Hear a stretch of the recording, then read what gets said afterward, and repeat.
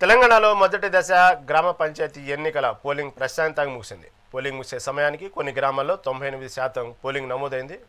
మధ్యాహ్నం 2 గంటల కౌంటింగ్ ప్రక్రియ ప్రారంభం కానుంది. మరి ఖమ్మంలో ఇప్పటి వరకు ఎంత శాతం పోలింగ్ నమోదైంది, దాని గురించి మరింత సమాచారం మా ప్రతినిధి దేవేందర్ అందిస్తారు. దేవేందర్, చెప్పండి.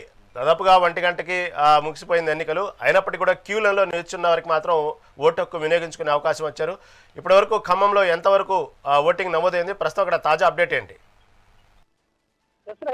స్థానిక ఎన్నికలకు సంబంధించి మొదటి విడత పోలింగ్ పూర్తిగా ప్రశాంతంగా నడిచింది. కొన్ని పోలింగ్ కేంద్రాల వద్ద చెదురుమదురు సంఘటనల మినహా ఎన్నికల ప్రక్రియ కూడా పూర్తిగా ప్రశాంతంగా నడిచిందని చెప్పుకోవచ్చు. దాదాపు ఖమ్మం జిల్లాకు సంబంధించి 85 నుంచి కూడా 90% వరకు పోలింగ్ నమోదైంది. అటు భద్రాద్రి కొత్తగూడెం జిల్లాలో కూడా ఇంకా పోలింగ్ ప్రక్రియ కొనసాగుతుంది. అంటే దాదాపు 1 గంట లోపు ఎవరైతే గేటు లోపలైతే ఓటర్లు ఓటు వేసేందుకు క్యూ లైన్లు వేసి చూస్తున్నారో వాళ్ళందరి ఓట్లు కూడా నమోదు చేసేంత వరకు కూడా పోలింగ్ ప్రక్రియ నడుస్తుంది చెప్పేసి కూడా ఇటు ఎన్నికల రిటర్నింగ్ అధికారులు కూడా పూర్తిగా చెప్తున్న పరిస్థితి కనబడుతోంది. అయితే అటు కొన్ని గ్రామాల్లో మాత్రం ఓటింగ్ ప్రక్రియ కూడా 1 గంట లోపు ప్రశాంతంగా పూర్తయిందని చెప్పాలి. సో ప్రస్తుతం రఘునాథపాలెం మండలం వి వెంకటాపాలెం గ్రామంలో దాదాపు 3570 మంది ఓటర్లు ఉన్నారు. దీనికి గాను దాదాపు 92% పోలింగ్ ప్రక్రియ కూడా ప్రశాంతంగా ముగిసిందని చెప్పాలి. అయితే ఖమ్మం జిల్లాలోని ఇటు కొణిజర్ల మండలం పొద్దుటూరు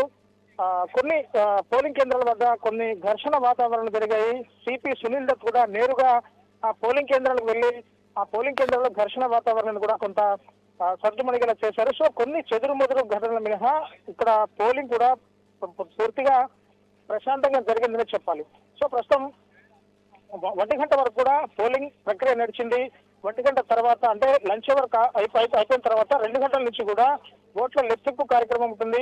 ఓట్ల లెక్కింపు కార్యక్రమం కూడా పకడ్బందీ ఏర్పాట్లు అయితే ఇటు ఎన్నికల అధికారులు చేసిన పరిస్థితిని మనం చూసుకోవచ్చు. అంటే 1 గంట వరకు కూడా ఈ పోలింగ్ ప్రక్రియ నడిచేందుకు ఏజెంట్స్ అలాగే అభ్యర్థులందరినీ కూడా లోపల పోలింగ్ కేంద్రాలకు అనుమతి ఉంది కానీ ఓట్లు అభ్యర్థించకూడదనే రూల్ కూడా ఇక్కడ ఉంది. కానీ ఈ కౌంటింగ్ విషయానికి వచ్చేసరికి కేవలం సర్పంచ్ అభ్యర్థులు మాత్రమే ఆ లోపల ఉంటారు. ఈ ఎన్నికలకు సంబంధించి ఈ కౌంటింగ్ కు సంబంధించి కూడా క్షుణ్ణంగా ఎప్పటికప్పుడు తాజా అప్డేట్ ఇవ్వడానికి కూడా ఎన్నికల ప్రొసీడింగ్ అధికారి గంటకు కూడా అప్డేట్స్ ఇచ్చేందుకు సిద్ధమైన పరిస్థితి కనబడుతుంది. ఇటు ఖమ్మం జిల్లాకు సంబంధించి 7 మండలాల్లో 172 స్థానాలకు ఈ రోజు పోలింగ్ ప్రక్రియ నడిచింది. అటు భద్రాద్రి కొత్తగూడెంలో 154 స్థానాలు కూడా ఆ పోలింగ్ నడిచింది. సో అటు భద్రాద్రి కొత్తగూడెం జిల్లాలో పూర్తిగా ఏజెన్సీ ప్రాంతం ఉండడంతో అటు మావోయిస్టు ప్రభావిత ప్రాంతాల్లో కూడా ఇప్పటి వరకు ఎలాంటి చెదురుమదురు సంఘటనలు అయితే జరగలేదు.